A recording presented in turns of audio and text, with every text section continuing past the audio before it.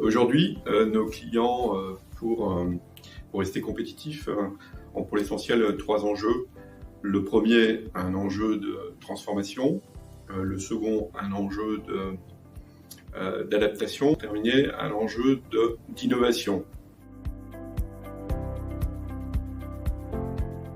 Pour qu'une organisation se transforme, dans la majorité des cas, elle a besoin de transformer son système d'information.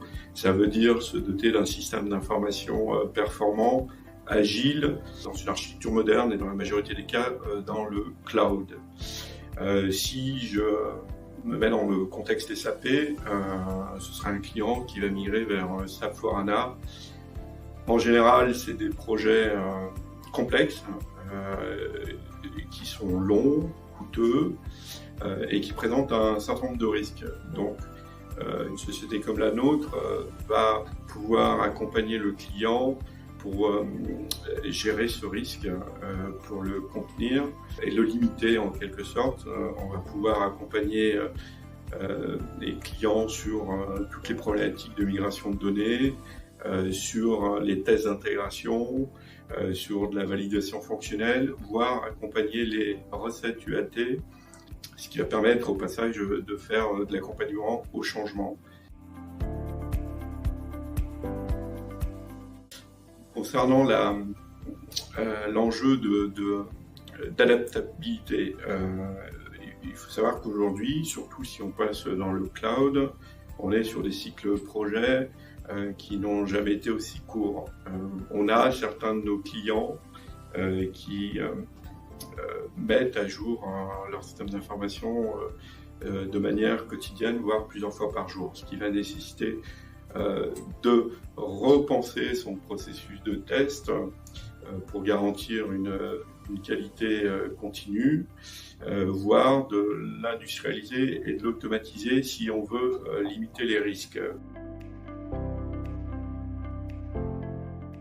Pour ce qui est de l'innovation, l'innovation, dans la majorité des cas, va consister pour nos clients de mettre en place de nouvelles technologies.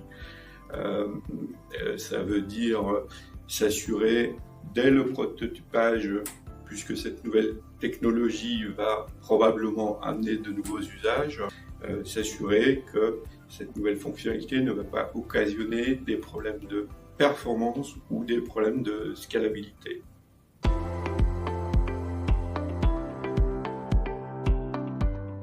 On parle de tests de non-régression, on parle d'automatisation de tests et on parle de tests de performance.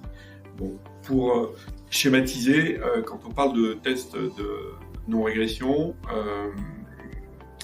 en général, quand on fait une migration, on va s'assurer que le système qui va être amené à remplacer le précédent ne présente pas un niveau de qualité inférieur et qu'il n'y a pas de discontinuité de service.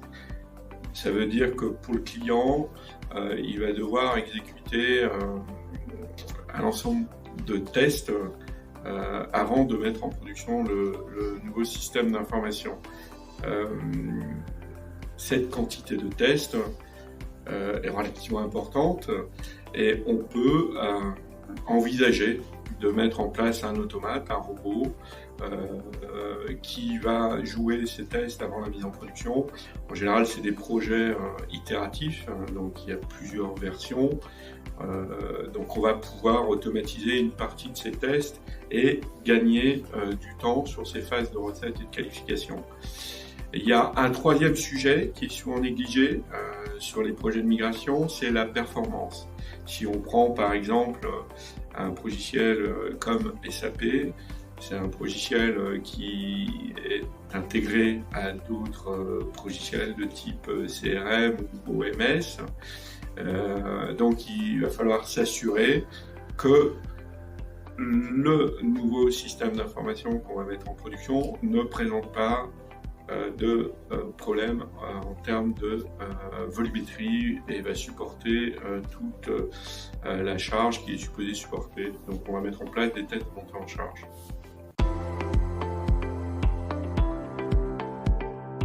Ce qui Kestit est un groupe qui a été créé en France en 1998 et qui intervient depuis le début sur des sujets liés à la qualité logicielle. On est ce qu'on appelle un pure player du test.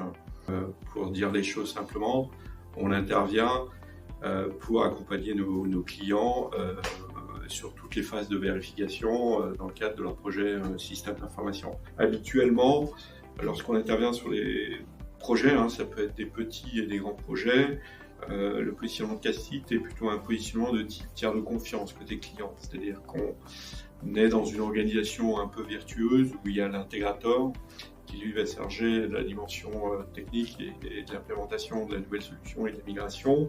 Et Kestit est là pour accompagner le client sur toutes les étapes de vérification. Donc, comme je vous le disais précédemment, les étapes de validation fonctionnelle, tests d'intégration, de tests de montée en charge, pour limiter les risques et garantir un niveau de qualité maximisé au moment de la livraison.